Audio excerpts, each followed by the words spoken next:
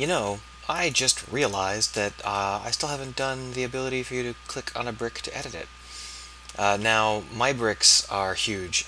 We're going to be in a mech, so we're actually a little bit smaller than the mech currently is, but either way, we're talking about bricks that are, 5 meters by 5 meters by 1 meter.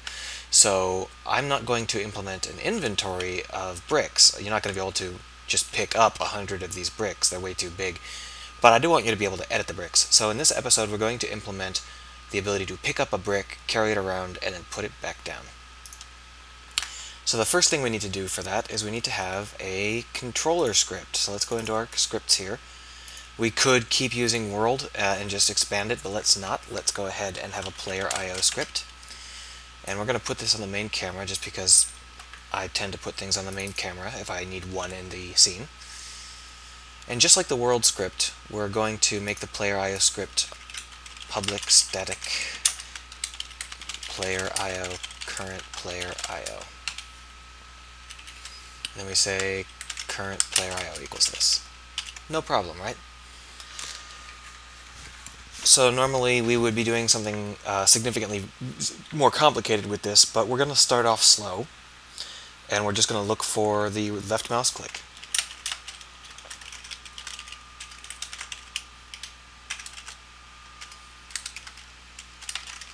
So if you didn't click, go away. We'll deal with that later. So if we did click, then we need to go and look where we are looking. We need to figure out where the center of the screen currently is. Now, normally I would actually put in a little texture so that we can see the center of the screen. So let's go ahead and do that. Let's go ahead and add ourselves a 3D texture, a GUI texture, I mean, which is always called Unity Watermark Small, which doesn't make any sense because that's just the default. Obviously, that's just the default image that gets put there. You don't really care about that. So we want it to be at 0.5, 0.5, and we want it to be from -3, -366. There we go. And that should give us a little blob in the middle. Yep, see? We got a little brick in the middle. Now the mouse you can see here is just because we're in debug mode.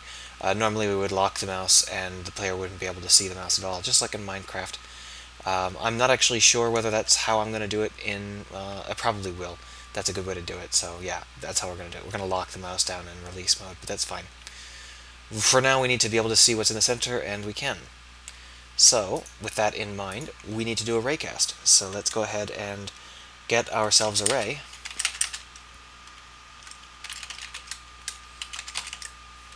We actually need a viewpoint to ray. Here we are. And the viewport we want is new vector 3, 0.5f, 0.5f, and 0.5f. Only two of those actually have to be 0.5, but it won't hurt to make the unimportant one 0.5, and I don't happen to know whether it's y or z that needs to be 0. That can be 0. Whatever. So let's go ahead and test and see whether we hit something. What should our maximum range be? Let's go ahead and make it 8. Let's go ahead and make it so we can customize it.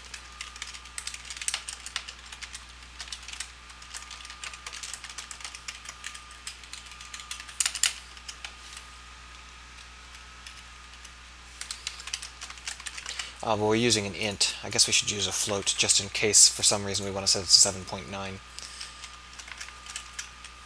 Alright, so if we hit something, good. Otherwise we actually want to go ahead and say that we didn't. Into the log.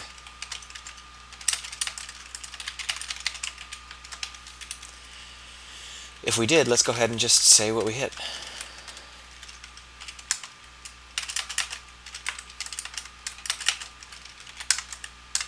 Alright, so now we've got it so that when we click, it'll tell us what we clicked on. Use of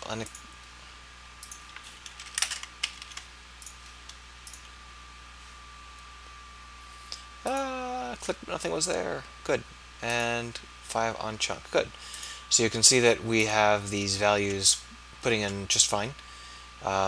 We are getting precisely the values we want to get. So now it's just a matter of determining which chunk we've actually clicked on, or rather not which chunk, which point within the chunk that we've actually clicked on. And here is where we need to be a little bit careful. The actual hit.point that we're using, the y value has not been multiplied by our brick height. But when we pass the chunk, when we say chunk c or chunk equals hit.transform.get component chunk, not get component. Come on. Then we just put in some safety. If chunk equals null, return debug.log clicked on hit.transform.name, and it's not a chunk. Otherwise it is a chunk, and we can normally say chunk.get byte and then pass it a world position, hit.point. But unfortunately that's probably going to be incredibly incorrect, and the reason for that is because let's go ahead and the reason for that is because we are not correctly offset. Our y values are much too low. So when I click here, this chunk thinks that I'm clicking down below. It thinks that I'm clicking on a tiny low-hanging piece. So let's go here, and if I click, oh, come on, click here.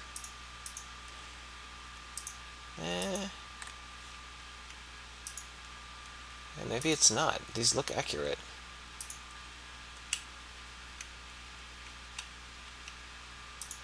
No, it is wrong. Good.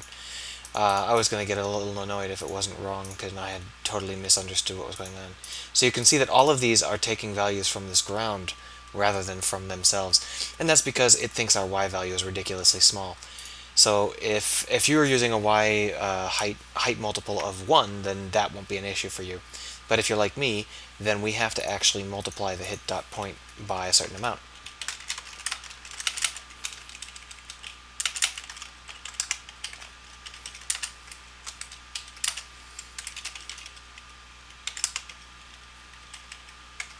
Like that. And then we have to actually pass it p rather than the actual coordinate. And this is, I won't say it's a hack, but it is something you have to keep aware of, that you're using two different coordinate systems. So here you can see that's a 0, and that's a 0, and that's, why are they all 0? Oh, of course they're 0, because we're not rounding. So if we click on the edges, then we'll get the right values. No, we won't. Either way, the problem is because we're clicking at the edge of the brick.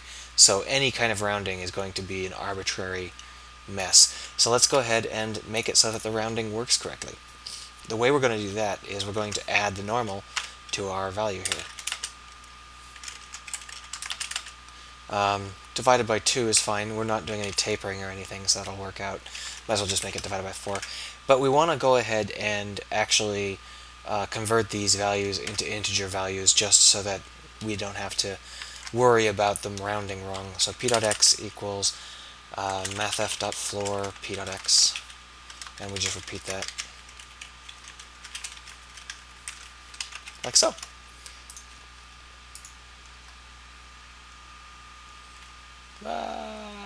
Clunk. Click. Why is it a 0? It shouldn't be a 0.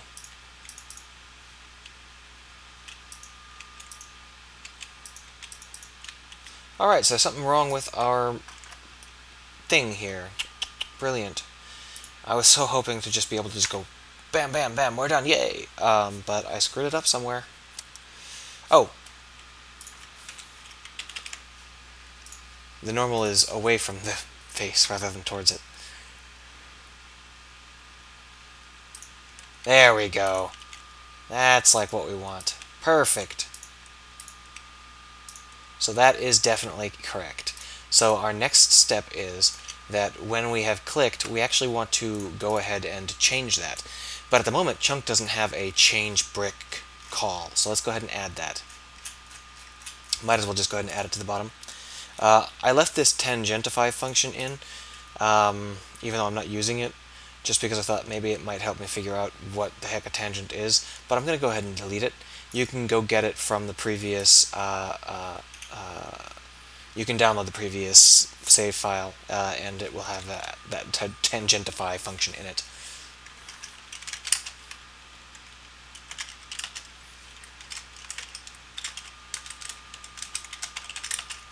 We called it setbrick in the last episode, or in the last series, so let's call it setbrick again.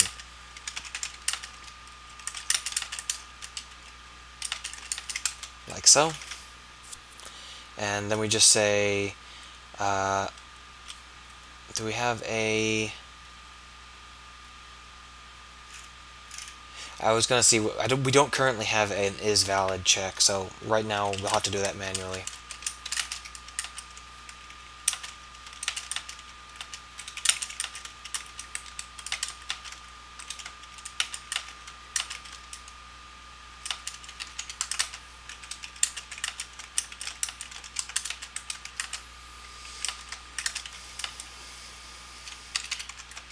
Like that.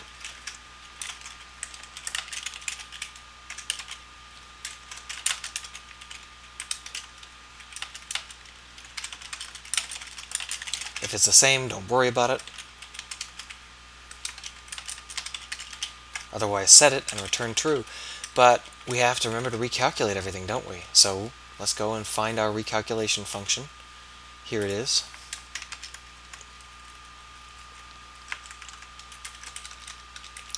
Now, if we wanted to be real clever, we could come up with a utility for actually making that only modify the mesh in some small way, rather than recalculating it from scratch.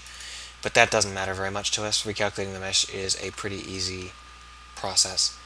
So let's go ahead and see whether this works. Click. Nope. Because I forgot to call it. Brilliant!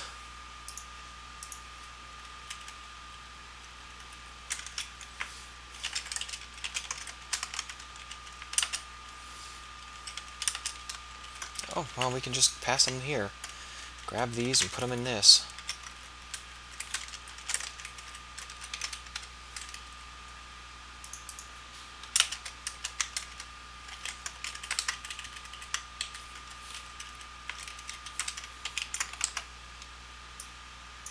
Parsing error.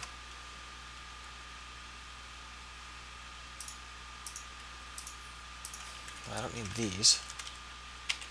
Where's your parsing error? What the hell are you talking about? Oh, I've got random thing that was put in there when I wasn't looking. Okay. Alright, so let's go ahead and see whether this works. Click. Yep, it works fine.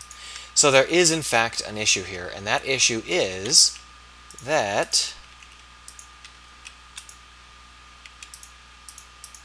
Oh, interesting. That it doesn't work correctly between chunks, but more than simply not working correctly between chunks, when we're on the edge of a chunk, it's going to not recalculate the other chunk, which means that we're going to end up with gaps in our chunks, which I can show you by simply searching for the chunk that is next, and we'll be able to tell right away because it will be there. See?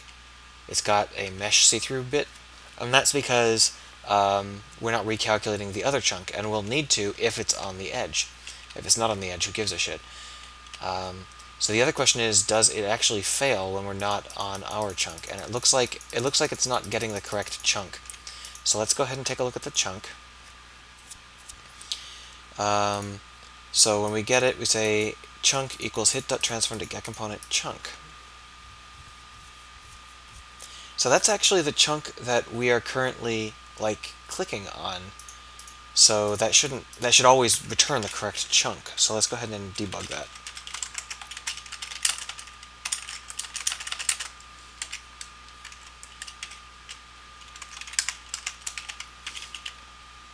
But let's also go ahead and implement the thing where this gets fixed. So we say down here at the bottom, before we return true, we say if x equals 0, then I guess we have to do it slow here. Chunk equals find chunk.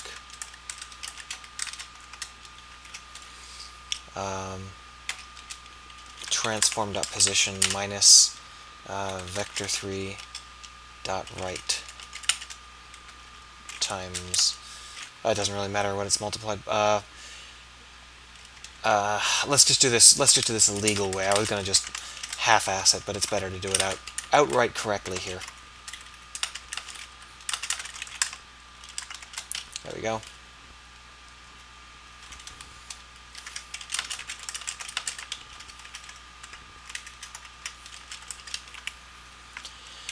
So we go to the left if we need to do just that. We go to the right if we need to do that. And we go forward and backwards if we need to do that.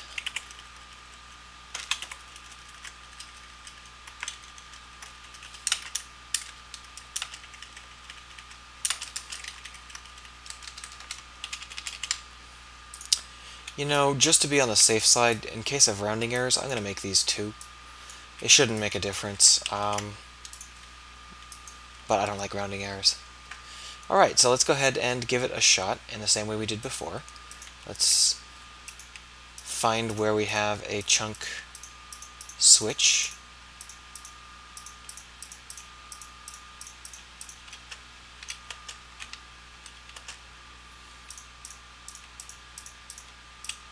These are wide chunks.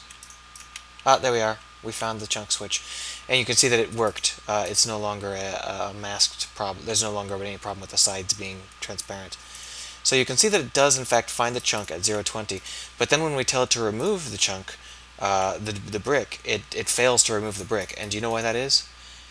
Because int x, int y, and int z are in local coordinates, are rather in world coordinates, and we're referring to them as local coordinates.